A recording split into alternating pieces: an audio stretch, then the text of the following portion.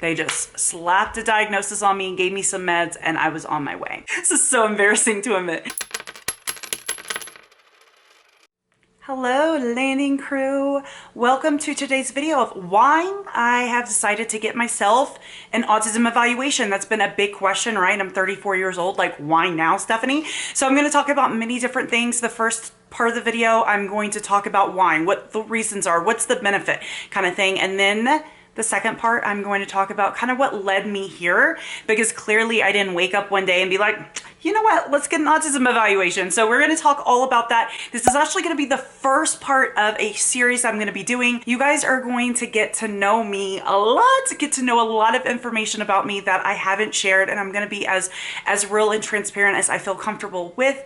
And I hope you guys are all kind, but more than that, I hope that this helps other people out there that might be going through the same thing, as there isn't that much information about, like, what do you do when you weren't diagnosed as a child? How do you start that process? And what are some of the things that can happen when you're an undiagnosed female? Now, I have not been diagnosed officially, but there's going to be many videos that's going to kind of go over that. Let's get started. So let's talk about what the benefit of any diagnosis is. I use diabetes because it's the one that I feel like everyone knows. So why is it important to get diagnosed with a medical condition like diabetes, right? Well, the first reason is so that you can get treatment, medication. Of course, you want to get that under control, but it's also so that your future doctors and professionals that come in contact with you, they are aware that you have this medical condition. For me, there is no really treatment per se. I am in therapy and I will continue to be in therapy regardless what the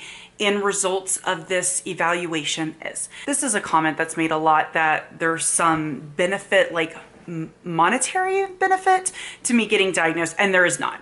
This isn't going to give me some access to some secret like money or something like that. I'm not applying for SSI. I wouldn't qualify. I'm not going to apply for a waiver. It really won't give me any like treatment or specific things, but it will. We'll kind of get into that. It's so important when you have a medical condition to know you have that medical condition. It's the same thing with mental health. This is important for me to understand myself. So this process has been going on for a while. So I've definitely had some comments on live streams and social media. There is no way that someone who is neurotypical, has never struggled with the things that I've struggled with growing up as a teen, as an adult, to really understand why it's so important for me to understand this part about myself. There is many other reasons on why it's important. I'm going to get into that. Just on the mental health part, this video is already going to be really long, so I don't want to go too much into it.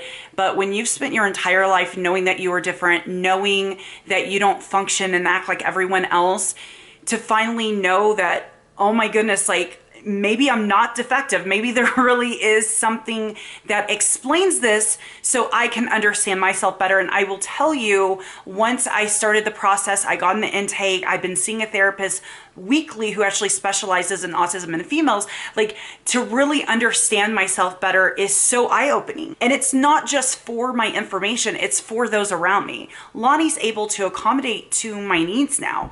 I now understand why certain things are so stressful that everyone else can do with no problem. I understand it, and so I'm able to kind of work around it. So for those who do not know my story, my mom is diagnosed with bipolar disorder type 1. When I was 25, I got diagnosed with bipolar. That's a whole separate video in itself. It was from a 5-minute appointment.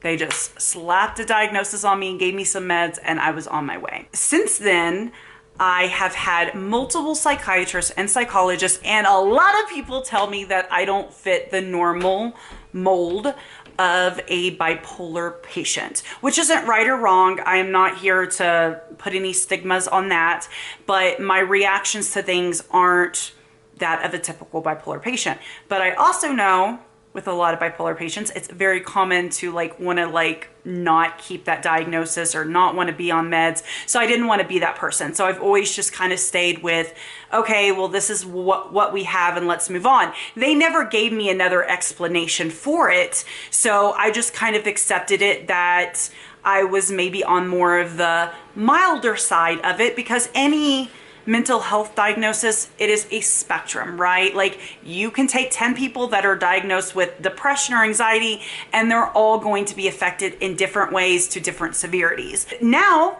come to find out, apparently bipolar disorder can be misdiagnosed a lot with autism. The more I've talked to the team that is evaluating me, the more they feel like I am not bipolar. It's important for me to know if I have a mental illness or not. Like I'm laughing about it, but it's not funny. That is so important, guys. And this isn't just an autism evaluation. This is a neuropsych evaluation. So they are going to be evaluating me for autism, ADHD, because I was diagnosed with that when I was like 6. And then they're also going to be evaluating me for PTSD, as I've had some traumatic things happen to me through my childhood. And of course, when I had Penelope, that was really traumatizing as well. And then they will be adding in a mental illness piece as well to completely remove that diagnosis. They said that they don't feel like I fit the criteria, but in order to officially remove it and then feel good about it, they want to go ahead and assess that 100%. So it's probably what should have been done in the first place. There was never an assessment done. It's important for me to know if I have bipolar disorder or not, because if I don't, my medication treatment plan changes a whole bunch, right? Like what I need is different. What I can go on is different.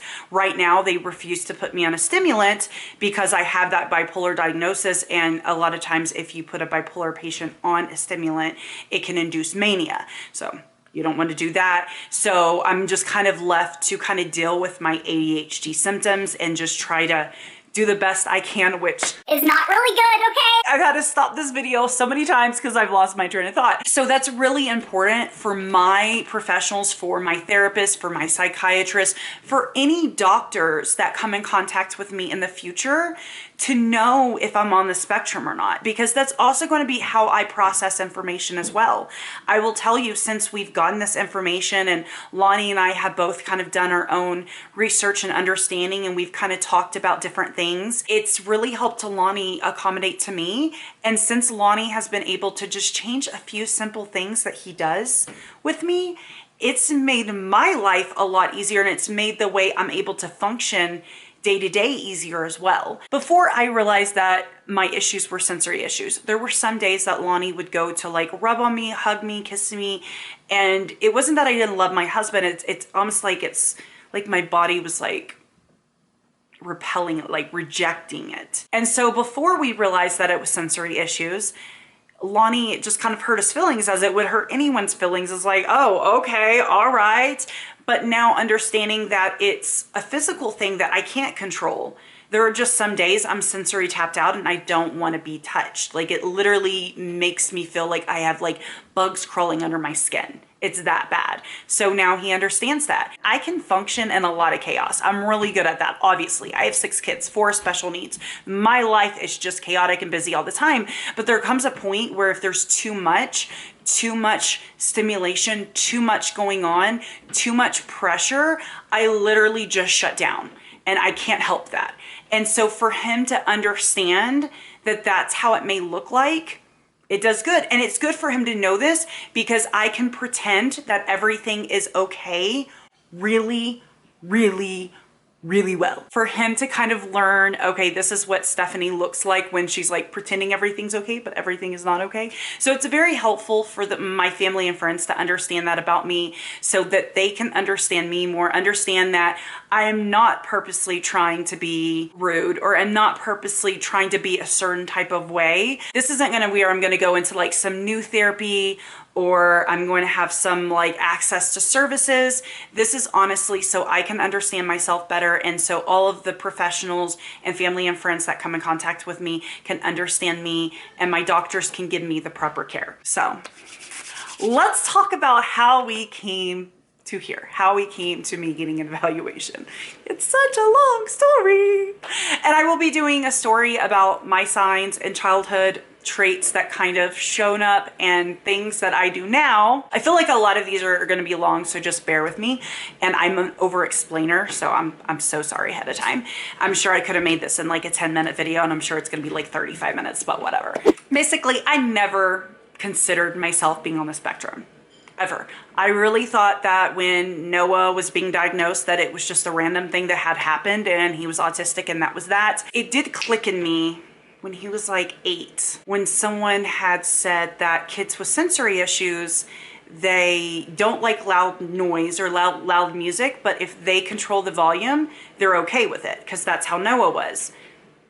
That's how I am and I was as a child. So in the car when Lonnie turns the music really loud, like I can't stand it. But if I'm driving and I'm listening to a song, I'm okay with the music being crazy loud. It's so weird. I don't understand it. I don't know why it happens like that, but it does.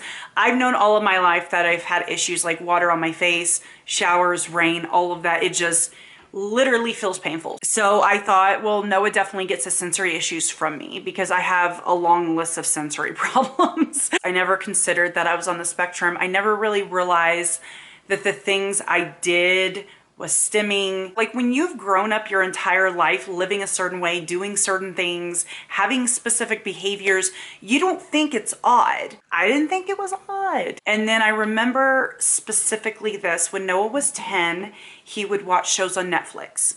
And then he would go into our bathroom in Jacksonville. If you remember our mobile home in Jacksonville, it had a really big bathroom. And so he would basically act out TV series that he had just seen. So these episodes, he'd go in the bathroom and react them out. I did that as a kid, and I understand why he did that. You kind of got to relive it. It kind of let you let some energy out. It made you feel good, but it never clicked in my mind that I understood why he was doing it until Lonnie and Danielle, I think, was like really concerned because they didn't realize he did that. I always knew why he was in the bathroom. I knew what he was doing. I knew why he was doing it. And I never bothered him because I figured he needed that time to just let that all out and just enjoy it. Like, do you, boo, do you? And they were like kind of concerned. I just told them exactly why he was doing it. And they looked at me a little strange. Like, how do you know that? And so that was another thing that I was like, kids don't normally do that. I'm just sharing specific things that pop into my head that made me kind of start this path to an evaluation. So I remember for a long time, I've always been like this. Sometimes I would get a lot of energy built up. Maybe I was excited about something. Maybe I was anxious or something. And so I would go to the grocery store. This is so embarrassing to admit, but I would go to the grocery store and I would run from my car to the front door of the grocery store, and just running like just helped me get that energy out. It just felt really good to run. It wasn't until like a year and a half ago it clicked on why like sometimes kids elope and run. I was like, oh, now that's not why all kids do, but it made sense. I was like, it feels good to let out that energy sometimes. So those were 3 things that really stood out to me. I never really gave it a lot of thought because I lived in Florida. So getting my kids evaluated was a fight. I had to pay an extremely large amount of money to do that. So getting myself diagnosed, I wasn't even gonna try. When anyone would ask, I would tell them that we were just gonna wait till we moved out of Florida and then I would try. It wasn't something I was putting as a priority because again, it's not gonna like give me special services or anything like that. It's just gonna help me. I do wish I would have pushed to do this, but I don't trust that Florida would have given me a thorough evaluation that I need. So I have no regrets. Everything happens as it should. When we moved here to Colorado, we had the other kids tested and we found out they're all having the same chromosomal abnormalities. So Lonnie and I got tested. I'd done that video, I'll link it. I really thought that like either Lonnie was gonna be the carrier of everything or I carried one and he carried one. And I was already kind of considering getting evaluated to start that process here. But then when we got the genetic results back, and I'm actually the carrier of both abnormalities, that was kind of like a deal breaker for me. I was like, I might need to get evaluated. Put on makeup so I wouldn't cry. So a couple months ago, I was really struggling. I was struggling with insomnia. I was struggling with life. I just couldn't function, and I was getting so mad at myself because I'm like, why can't I function like everyone else? Like, I know that there are tons of creators out there that have special needs kids, that have multiple kids, who are able to do things just fine that I'm not able to accomplish. Like, I know that life isn't as hard for others as it is for me, and that was so frustrating. I feel like a lot of times there are terms that are thrown around like OCD, insomniac. I know that we mean no harm with them. But anytime I refer to myself as insomniac, it was not a term. It was literal. It is so frustrating. And I don't think that that's what other people understand, is that when you have severe insomnia, it is the most frustrating thing ever. Like, I was so mad at myself. So I was already struggling, and I was on TikTok, and somehow I got into like the autism section because, of course, I mean, that's kind of what I gear towards. So that's where I went. I wasn't on there for myself. It was the weirdest thing. I was on there for my kids. I've always followed the actual autistic community, and there's been many times that they've shared things that I'm like, oh, that's not what typical people do.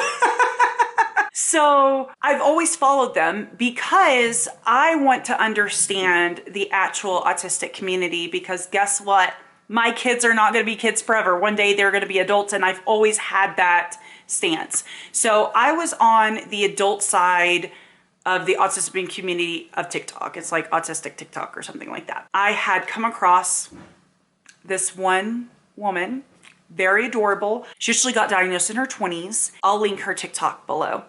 But she was just very, very entertaining, and she would just talk about different things and talk about what things that she thought were typical things and she didn't realize were spectrum things. I couldn't stop watching her TikTok because I was just like, oh my God, this is me. Like, this is me right now. I actually became emotional at some of hers because it was like, so like, I don't know what the word is. When you've struggled your whole life, when you've known you're different and you struggle at just the basic things that everyone else does with no problem, and suddenly there's like a reason, like you don't just suck. Like there's an actual reason. And hey, I haven't been evaluated and diagnosed yet, so I may just suck. I don't know. When I broke my leg, I had a lot of time on my hands, and I was like, do you know what? Maybe I might get an evaluation soon. So let me find a provider that accepts my insurance and really specializes in autistic adults. I've heard how hard it is